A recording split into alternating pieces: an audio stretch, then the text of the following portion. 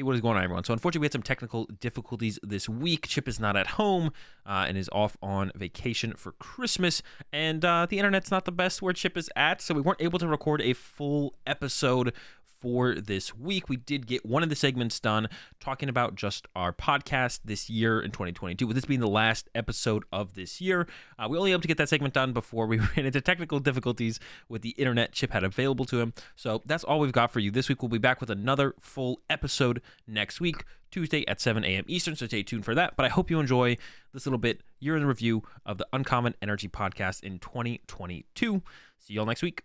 Hello and welcome to another episode of the Uncommon Energy podcast. On this week's episode, we'll take a look at our past year. This is the final episode of 2022, so we'll take a look at this past year, which was our first year of doing this podcast. We'll also take a look at some news from Pokemon that they are evaluating the World's Qualification Bar, which is going to be some great news to many players out there. We'll also, of course, have Guess That Flavor Text, everyone's favorite segment of the podcast. And then we'll also be talking about some new cards that were revealed this past week, mainly being Gardevoir EX, which seems pretty dang strong. My name is Chip Ritchie, and I'm joined here, as always, by my co-host, Azul GG. We got a little bit of a different setup going. We've got some holiday travels and all going on. It's Christmas week currently, but Azul, what's going on, man? How was your Christmas? It was good. Had a good time. Had a good Christmas. And yeah, a little bit more of a scuffed setup this time around. Chip will not be handling production, so not going to be any of the fancy scene changes for anyone who watches on YouTube and used to be able to see, all the cards and stuff we talk about on the screen. That won't be happening this week. But it'll be back. I'll teach him how to do it someday, guys. Yeah. Don't worry. Yeah. It'll be all that fancy stuff. Will be back next week. But yeah, hope you guys still enjoyed the episode as well. Chip, how was your week? How was your Christmas? Christmas was good. Yeah, we actually, this is our first Christmas with the baby being born. So it's our kid's first Christmas. And so normally in the past, Brooke and I travel to our hometown. We're both from the same hometown, so it actually makes it nice. Like, we get to visit with her family, we get to visit with my family. But this year, we actually just decided to stay at home, just the three of us, and kind of enjoy our first Christmas as our little family, which was a lot of fun and really sweet. And, got some presents for the kid, opened them up, got some new books, some new clothes and stuff like that. And yeah, had a really good time. And then now currently I am visiting my side of the family at my parents' beach house. That's why I'm kind of in this little bit of a scuffed setup. And then the few days before Christmas, we went to our hometown and spent most of that time with her parents. So we still got to spend time with both sides of the family. They got to see their grandbaby, so everyone's happy. But then we also got to kind of just enjoy it to ourselves, which was really nice and really sweet. So I enjoyed that a lot for sure. What about you, Azul? Do you guys do anything fun for Christmas? Yeah, went down down south, hung out with Lorelei's family for Christmas. Christmas. For Christmas. Had a good time down there. We're only down there for a couple days. But yeah, got back up here, had to get back to work, get the podcast out, and then gonna be getting back to streaming and all that fun stuff this week as well. So yeah, getting back into the swing of things. Yeah, getting back into the swing of things pretty quickly, but it was a good time for sure. Yeah, man, glad to hear it. Well, let's hop into our topics and chat about some Pokemon cards. And we'll start off by just taking a look back and reflect a little bit here as we are at the end of the year. This is our last episode of 2022. Let's look back at this past year of the Uncommon Energy podcast. So this was our first year. We started up in March of 2022, so not a full year, but, Close. We got fired up early on in the year. And in that time, it's been a pretty great year, honestly, for the podcast. I think it has definitely exceeded my expectations, which I'm very pleased by. We're sitting at over 94,000 audio listens on the various audio platforms, being Spotify, Apple, Google Podcasts, all of those things. Shout outs to all of our audio listeners. We couldn't quite get to the 100,000 mark. That was kind of one thing. Once I saw the numbers, as we entered December, I was like, okay, maybe we can make a push for 100K. Unless this episode really pops off, I don't think it's going to happen, though. So 94,000 listens, over 94,000 listens, and then over 230,000 views on the YouTube channel, meaning all in all, we're getting close to that 350,000 number of listens to the podcast this year, which is, I'm pretty pleased with that for the first year of this thing. Yeah, that's pretty cool for sure. closing in on some milestones. I have no idea what to like. I don't know what is a good milestone for a podcast, but I mean those are pretty cool numbers. So we're closing on that. We almost also got to almost, and we still could by the time the year ends. So if you're not subscribed to the YouTube channel already, go ahead and subscribe because we're closing in on that 4K mark. We're only 140 subscribers away. I bet there's 140 people who are going to listen to this podcast and at least get to this part who are not subscribed. So if you do us a favor, by the time the year is over, click the subscribe button. That'd be pretty sick to get to 4K. Yeah, a little Christmas present for me and Azul. Come on, guys. It's like simple enough, right? Yeah, you can do it. I believe in you. Just a little. Is it red? I don't even know what it looks like, to be honest. I can't even visualize. You're a YouTuber, man. Yeah, what is it? It's a red box, right? I think it's like it's a red button, and you want to turn it gray. That's like what I hear the YouTubers say. Like, turn that red box gray. Wait, do people actually say that? Is that like a thing? It's a little cringy, but yeah. Oh, I've never heard anyone say that. Is that a thing? I mostly hear people say it like ironically, Yeah, of course. I don't know, I guess. Come on, guys, we can do it. Just if you see that red box, go ahead and push that button and turn it gray. Yeah, go team, right? I guess I don't listen to any, or I don't watch any cringe YouTubers. Then I guess I'm on. I've never heard that one before. But yeah, we hit some pretty cool milestones. And then also we didn't have a ton of them on this year, and it's definitely something we don't plan on doing too often either. We did have a couple guests on as well. We had Andrew Mahone from Tricky Jim to talk about GLC, and I think that's someone we're going to try and get back on the cast hopefully this next year as well, to kind of get like an update on where GLC's at, and kind of his thoughts on where it's headed. And then we also had Joe from OmniPoke to talk cubing, and we're definitely going to look to have some different guests on in the future. Like I said, it's not something we're going to try and do regularly, and we're not going to really overly plan to have that many guests on throughout the year, but we're definitely going to try and have some more on to talk about various things. So if there's anyone you guys want to have us have on the cast, or if there's a certain topic that you want us to talk about in the Pokemon TCG that you think would be cool to have someone else come on and talk about, let us know in the comment section down below who else you'd want to hear from besides us every single week. Yeah, I mean, it's always the idea of the podcast has always been it's really just you and me kind of talking about Pokemon. And then there's been a couple times where there's been a topic that we've wanted to talk about, GLC and cubing, where we thought, okay, let's bring someone on and someone who's a little more knowledgeable about both of these topics and have them give us some of their insight. And those were honestly two of my favorite episodes, the one with Andrew Mahone and Joe Bernard. Those were two of my favorite episodes we did this past year. So I'd love to do some more of those. Definitely let us know who are some people you'd love to hear from. What maybe some other interesting topics are. Most of the time during the season and stuff, it feels like we are pretty steady with stuff to talk about because there's the meta that's always changing, new cards and stuff coming out. But I think, if I'm remembering right, I think both of those episodes happened in the kind of lull between NAIC and Worlds where there was no tournaments happening. So that's kind of the time frame for us to try to do something like that where there's not really tournaments going on. So we're looking for different topics around the world of Pokemon TCG to talk about. Maybe, I don't know, some other ones I've thought about before is like collecting, maybe, retro formats and stuff like that. Those are things that Azul and I are both kind of interested in. So maybe we could do episodes about those things in the future. But yeah, let us know. Give us some thoughts. What are some things you guys would be interested in hearing our perspectives on, and also who would be good people to bring on alongside us in the future. Maybe we'll do a couple more guest featuring episodes in 2023. Yeah, definitely. I get a couple other things listed out here. Actually, I don't know what these are. Do you know the? You put these in the doc, but I have no clue. So go ahead. I put these in here because I wanted to see if you could guess what they were. Oh, you wanted me to guess? So, yeah. So we've got two things to guess here, and maybe people listening along at home could think about what their memories would be of these episodes. So we've got, what is our most viewed episode on YouTube? So we did start the YouTube channel back in March. We've started it ever since episode 1 got posted. We've done it both audio and video form. So do you have any idea, Azul, what our most viewed episode is on the YouTube channel? I mean, I think I know at some time or one time it was the episode where I won an AIC, the episode after I won an AIC.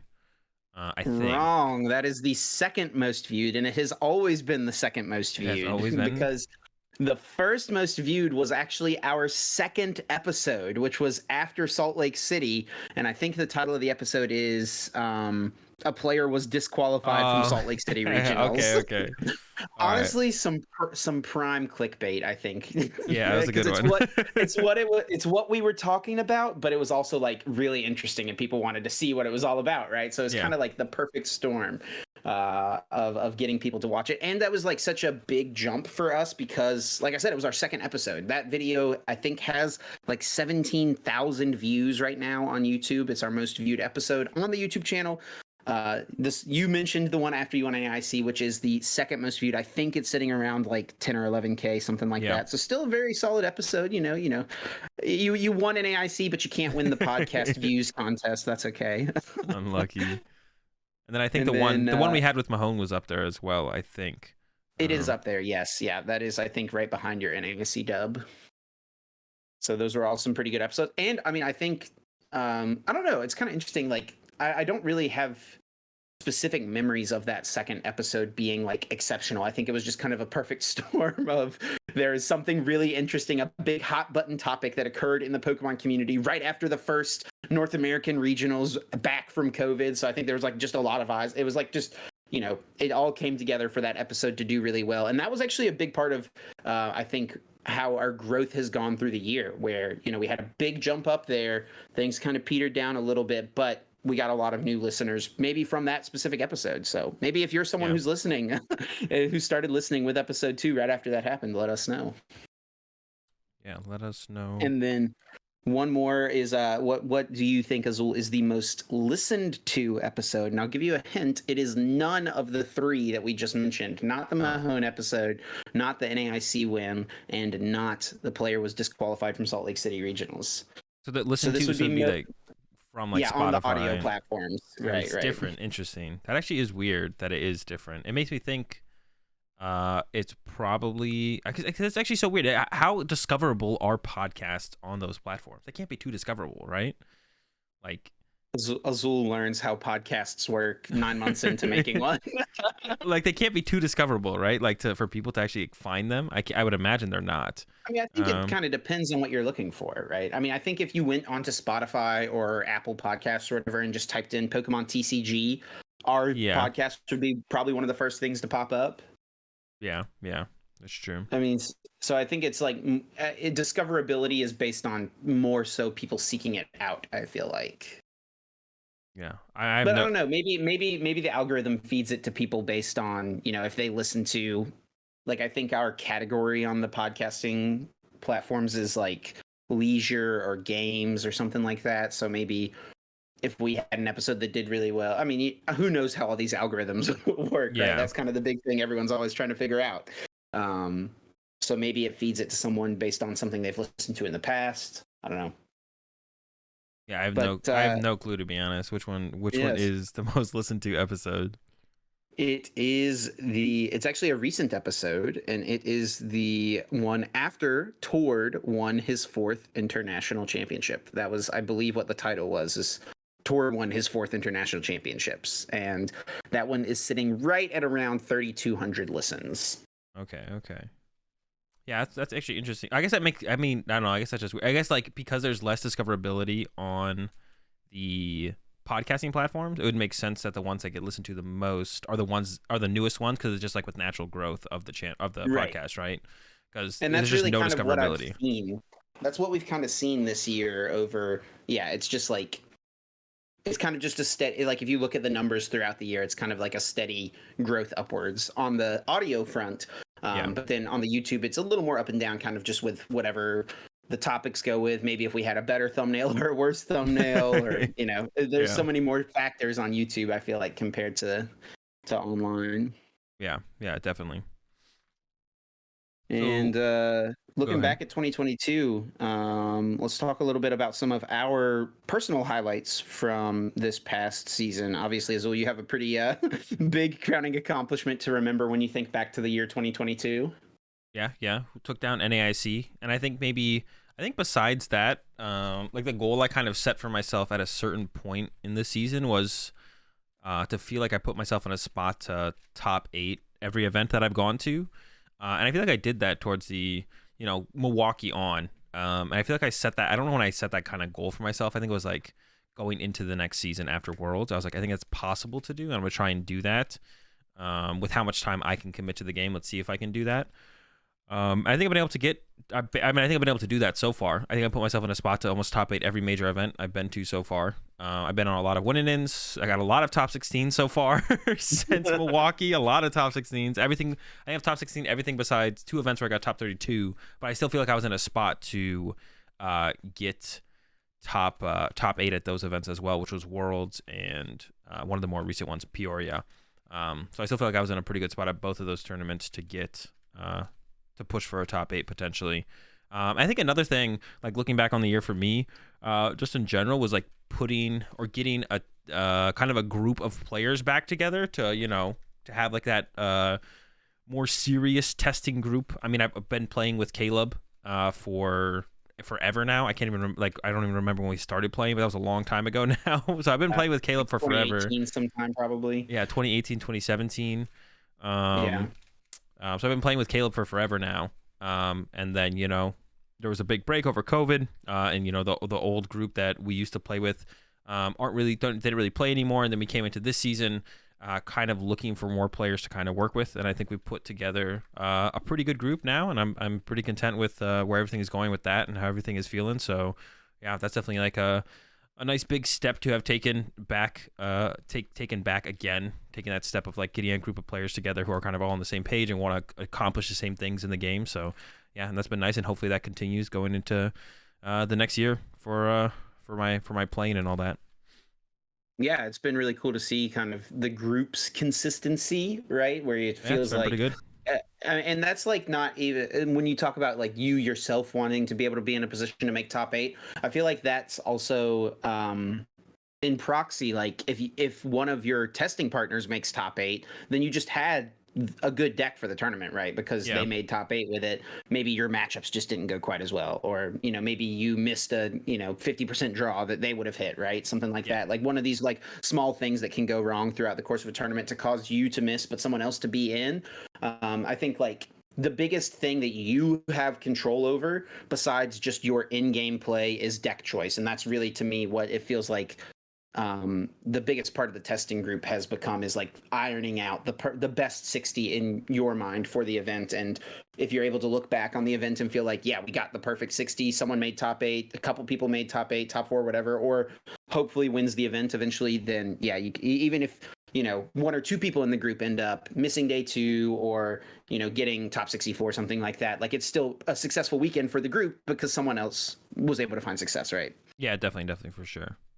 And then for me, my personal highlights, I think this past year, definitely traveling to a bunch of countries outside of the U.S. I've traveled to Frankfurt, Germany for EUIC to cast. I traveled to Sao Paulo, Brazil to cast the LAIC. And then I also went to Toronto, Canada, which like kind of counts for leaving the country, right?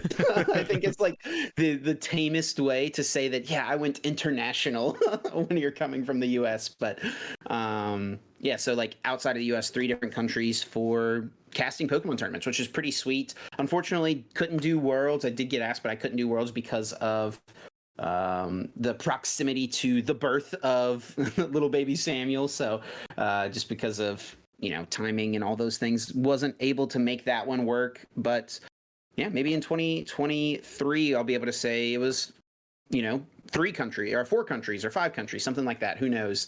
We'll see where the the end of this season and then starting the next season takes us. Hopefully, I've really enjoyed casting though a lot. I'm thankful for every opportunity to get to do it, and hopefully I get to keep going on those journeys. And then thinking back to like a highlight from this past year for me, like one of my favorite moments was definitely the Blissey versus Duraludon VMAX regionals finals. Like just as far as like a casting memory, that was such a fun one. I think it was actually not even in the finals. It might have been in the top 8 or top 4 match where Connor Lavelle got the Blissey on the field with like 12 energies on it. It was just like we were trying to keep the board together because it was just extending out to the opponent's side of the field. Such a funny moment. It literally looked like a meme you would see on Twitter, and we were watching it live unfold before us at the highest level of the Pokemon TCG. stuff like that is so fun and cool to me. And then I got to cast NAIC finals, which was amazing. Such a blast to get to do that. And getting to see you get the big win, of course, was great. That crazy sequence of events in game 3 where Isaiah took like, what was it, like 3 mulligans, right? 4 mulligans, and then 4 mulligans, yeah, and then just could not find another basic. Like, I still think we need to go back and run the percentages on that, because it has to be like sub 1% that he only finds, like, because he used concealed cards too on that turn, right? Like he drew a lot of cards and did not see a VIP pass or a quick ball or another basic Pokemon. Like the percentage chances of that is like minuscule. It's pretty low, yeah. It's pretty funny. But hey, we take those, right? Yeah, definitely take those for sure. Gotta take them when you can. Definitely. So do you have any big hopes moving into 2023 as well? I mean, it's a little weird because, like, you know, the season for us is broken up into like halfway through each year pretty much. But, you know, the way the rest of the world works, everyone kind of bases things off of years and stuff like that. So maybe just even outside of like competing as a Pokemon player, you know, do you have any big hopes or goals or wishes for 2023 coming up? I think just try and be more consistent with content. Like that's always kind of been the thing that I always say, but that's still my goal. I think overall is just be a little bit more consistent with my content, the streaming, the YouTube videos, all that fun stuff is definitely something I want to be more consistent at while being able to, while still competing. Of course, and that's just hard to do all of it. There's just so much travel to try and compete at majority of the, or if not all the regionals, and then definitely going to like all the ICs is the plan. And I think I'm probably gonna commit to probably like going to like every single regional, especially because like I don't plan on playing in like any cups or challenges next year, because I still want to try and get top 16, but it's gonna be hard to do not playing in any cups or challenges. It's just such a major time sink for such a small return. I feel like going to cups and challenges. I'm saying it right now. I'm saying it right now. There's no chance that you make it all the way to Worlds without participating in at least one League Cup. Well, I might go to 1 or 2. I've already like talked to some people. He's already folding. Well, I've already talked to some people who are like, I might be like if I came out to California for a weekend, like some friends, like we like came on like, you know, a cup weekend or something with Double Cups, you know, go to cups or something like that. You know? That's like totally different than what you just said 60 seconds ago. Well, no, but that would be like to go like see someone, like meet up with someone specific and hang out and go to a League Cup. That's different. I'm not just gonna go to like, you know, there's a League Cup this weekend, and just go there, you know, by myself without like that intention of like meeting up with a friend specifically or anything like that. So it would have to be I'm calling it now. Azul's gonna win like at least 2 League Cups. He's probably gonna go to like at least 12, something like that. No shot. I'm not going to 12. The most I'll probably go to is like 4. Like if I went to like 4, that would be the most. Like yeah. Like I have a friend down in. You changed your mind so quickly from where we were 2 minutes ago. Well, I'm going to 0 cups and challenges. I'm going to 0 cup. Like the intent would not be to like go to the cups. Like I have a friend in. But you're still going. What are you talking? Yeah, but that's like not the.